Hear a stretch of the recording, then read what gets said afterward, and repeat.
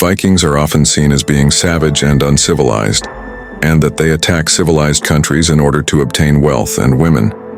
But in reality, the motives and goals of the Viking people are more diverse, and are not limited to this type of goals. Their presence also led to many changes in various levels in all the lands near it, whether this is within the scope of economics or wars. The Vikings arrived in Ashbaan in the year 230 AH. Their arrival was a surprise to the Muslims in Andalusia. The rulers of Andalusia had never expected them to come to their country. The ruler of Ashbaan was surprised by the presence of the Vikings in the waters of Ashbaan. He hurried to inform Caliph Abd al-Rahman ibn al-Hakam, who declared a state of emergency in the country. He asked all the rulers of the borders to be fully prepared to fight these Vikings, and indeed the Muslim army gathered in Ashbaan to fight the Vikings.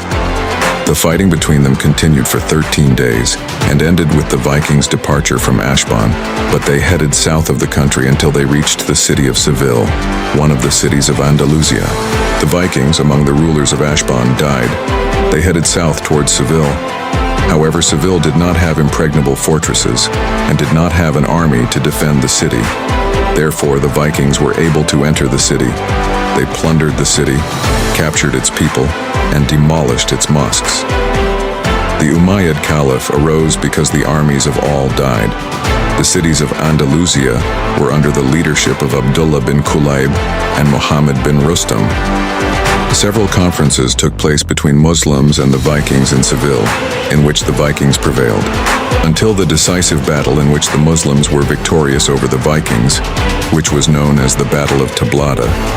This battle took place in a village located west of Seville, called the village of Taliata. The commander of the armies of the resistance in the Battle of Tablada was Muhammad bin Rustam, who defeated the Vikings and killed their commander.